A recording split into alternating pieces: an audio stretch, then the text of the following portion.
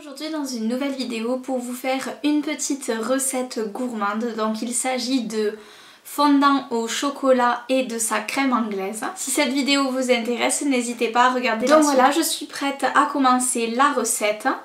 Je me suis préalablement attaché les cheveux et laver les mains et donc on peut commencer. Donc nous allons commencer par la crème anglaise tout d'abord car il faut un temps pour la laisser reposer puis ensuite la mettre au frais pour qu'elle soit servie bien fraîche avec les fondants qui seront légèrement tièdes. Pour réaliser cette crème anglaise, il vous faudra du lait mais également des œufs, du sucre en poudre, du sucre vanillé, de l'arôme de vanille liquide et de la fécule de maïs, donc plus connue sous le nom de maïzena. Au niveau des ustensiles, il vous faudra un verre mesureur, une cuillère ou un fouet, un petit récipient pour séparer les jaunes des blancs, un saladier et une casserole. C'est parti, nous allons tout de suite commencer la recette. Nous allons tout d'abord commencer par préparer le lait vanillé et le faire chauffer. Donc nous allons mesurer 500 ml de lait. Nous allons ensuite prendre notre casserole et ajouter ce lait pour le faire chauffer directement. Dans ce lait, nous ajoutons un peu d'arôme de vanille. Alors celui-ci c'est un arôme liquide qui est très peu concentré, donc vous pouvez en mettre en quantité relativement importante. Ça va simplement donner plus de couleur à votre crème anglaise, en fait plus vous en mettez car ça a une couleur un peu caramel. Vous pouvez également à la place de cet arôme de vanille mettre une gousse de vanille. Bon, actuellement je n'en ai pas dans l'appartement de mon chéri à Paris, donc c'est pourquoi j'ai utilisé cet arôme de vanille là. Et je trouve que c'est tout aussi bon et ça donne vraiment un super goût à la crème anglaise. Donc là j'ai pas vraiment de mesure à vous donner. À la limite vous pouvez goûter si vous trouvez que votre lait a assez goût à vanille, c'est très bien. Bon, ensuite on peut toujours en rajouter par après si vraiment vous trouvez que ça n'a pas assez de goût de vanille. Et donc maintenant on laisse chauffer le lait et la vanille dans la casserole à feu vif pour le porter à ébullition. Pendant que le lait est en train de chauffer, nous allons maintenant mettre dans un saladier les œufs et les mélanger avec le sucre et le sucre vanillé. Donc pour la crème anglaise, il nous faudra 3 œufs et 60 g de sucre en poudre. Donc voilà pour le sucre. Maintenant, sachez que la crème anglaise avec 60 g de sucre sera assez sucrée selon mes goûts. Mais elle ne sera pas excessivement sucrée non plus, donc si vous voulez refaire cette crème anglaise par exemple pour une île flottante, je vous conseille de la sucrer un petit peu plus parce que là, vu qu'elle va accompagner des fondants qui sont relativement sucrés, je préfère qu'elle ne soit pas excessive en sucre non plus pour pas que ça nous écœure à la dégustation du dessert. Donc nous allons mélanger le sucre et les œufs, mais tout d'abord il faut casser les œufs et séparer les blancs des jaunes puisque ici nous garderons que les jaunes. Voilà donc mon saladier avec mes jaunes qui sont bien séparés des blancs comme vous le voyez ici. J'y ajoute ensuite le sucre et mon sachet de sucre vanillé. Il faut mélanger jusqu'à ce que le mélange ait un petit peu blanchi. À cette préparation, nous allons ajouter un peu de fécule de maïs. Donc cette étape n'est pas obligatoire et normalement dans une véritable crème anglaise, on ne met pas de maïzena. Maintenant, cela va vraiment aider à ce que le mélange épaississe beaucoup plus rapidement quand on va le remettre en cuisson. Et ça va diviser le temps de cuisson au moins par 3 ou 4 puisque vous allez voir qu'elle va épaissir quasiment instantanément alors qu'une crème anglaise qui ne comprend pas de fécule de maïs va mettre parfois 20 bonnes minutes à s'épaissir. Donc je rajoute une cuillère de fécule de maïs.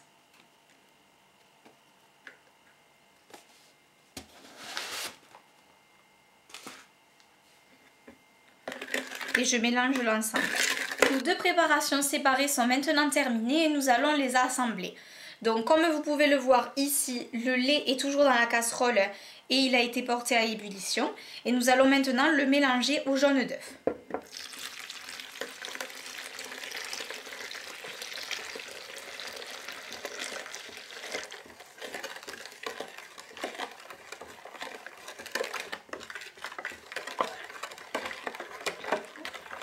Alors c'est vraiment dommage que d'où vous êtes, vous ne sentez pas les odeurs car je peux vous assurer que même en n'ayant pas utilisé de gousse de vanille, le lait sent vraiment la vanille, ça sent vraiment trop bon. Une fois l'ensemble mélangé, nous allons tout remettre dans la casserole pour refaire cuire l'ensemble.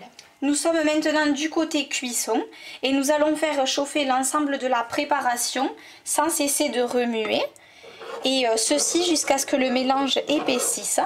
Donc en fait vous allez simplement le voir à l'aspect sur la cuillère. Donc là actuellement c'est vraiment la consistance du lait.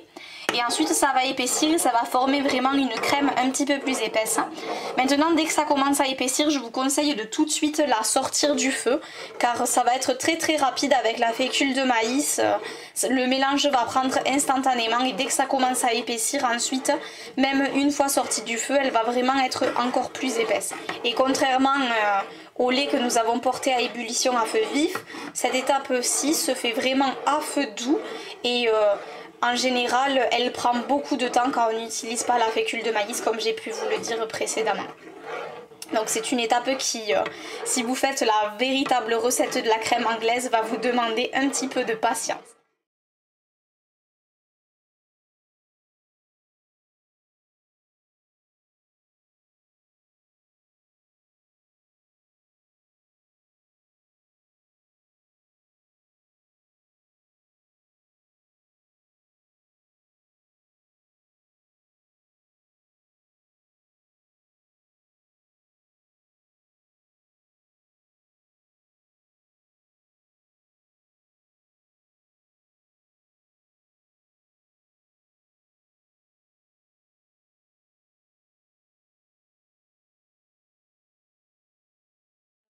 Donc on voit vraiment une différence de consistance. Ça coule pas comme tout à l'heure où ça faisait vraiment une texture de lait. Là ça fait vraiment beaucoup plus épais. Et même je sens la différence au moment où je mélange. En fait je sens qu'il y a plus de résistance et que l'appareil est plus épais.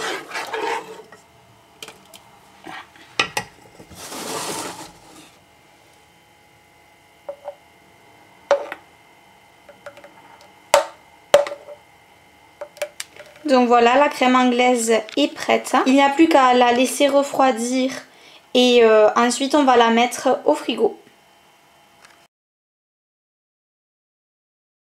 Donc pour réaliser les fondants au chocolat, il vous faudra tout d'abord du chocolat, noir de préférence.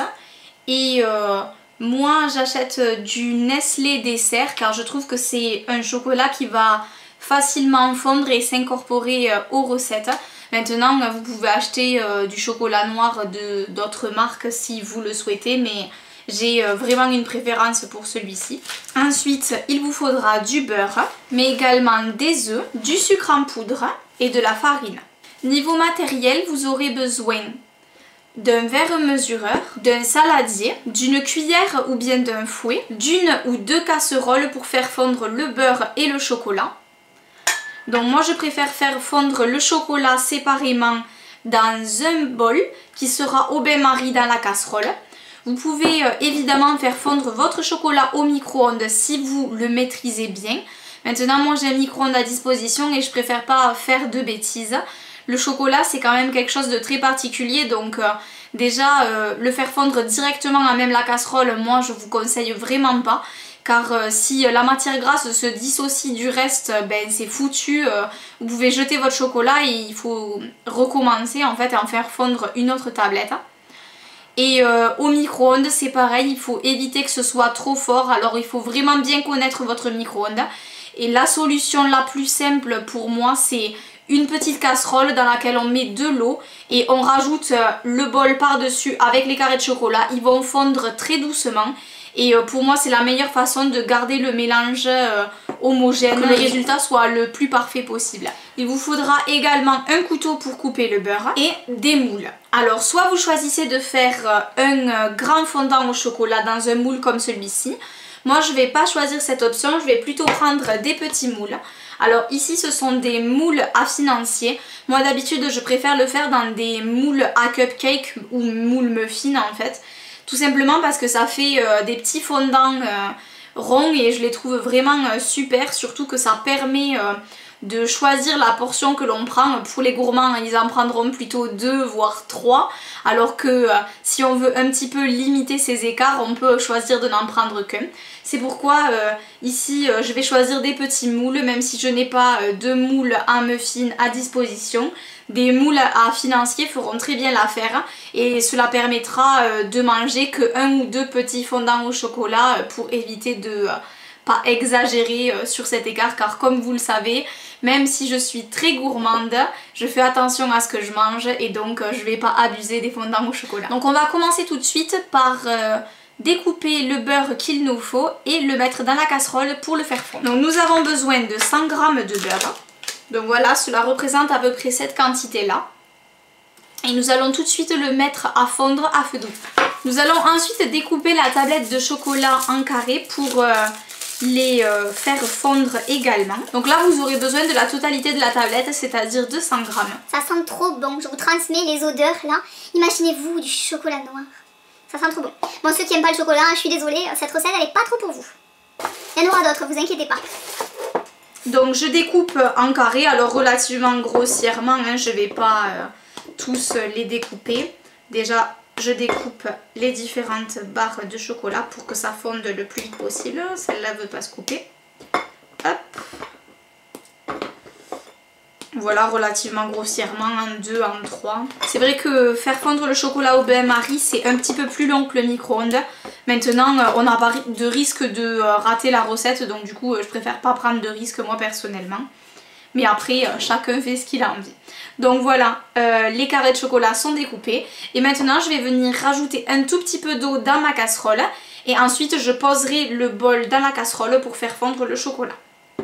Donc voilà, je vous amène à nouveau du côté cuisson. Donc comme on peut le voir, le chocolat est bien dans le bol au bain-marie.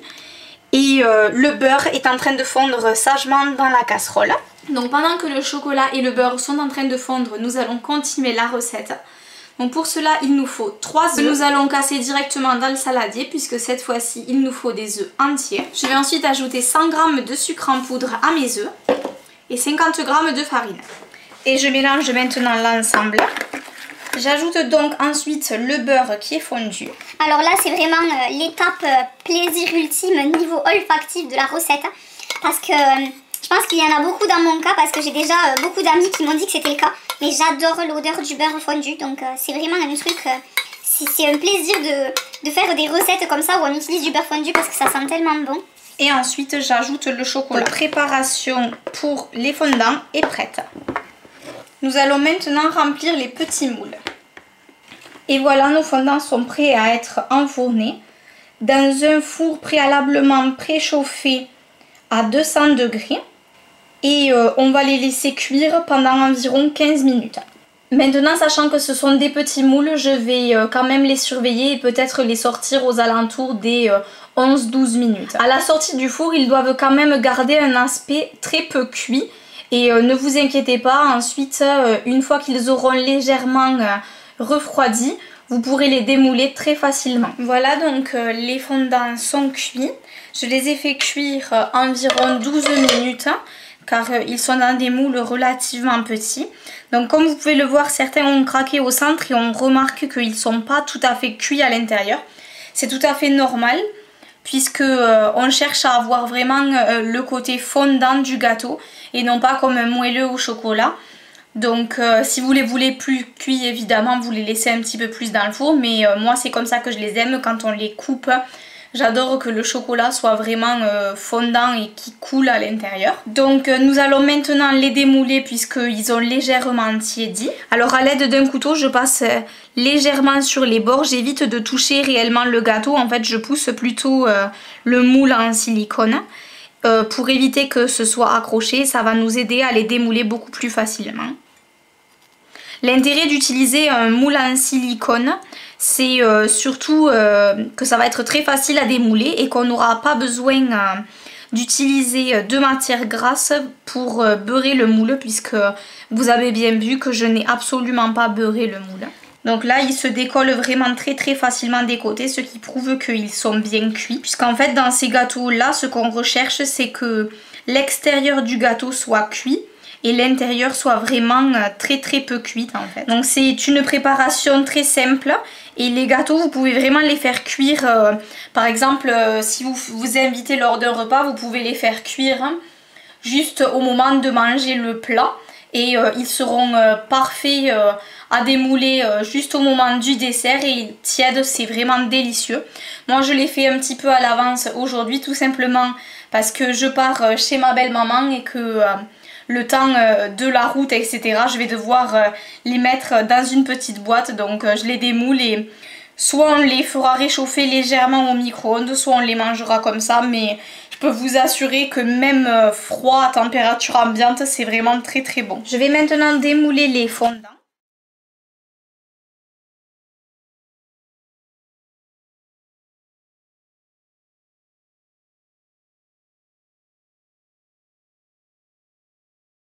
Je vais ensuite directement les mettre dans ma petite boîte. Hop. Donc comme vous le voyez, ceux-là sont un petit peu plus cuits, mais je pense qu'ils sont quand même assez fondants à l'intérieur.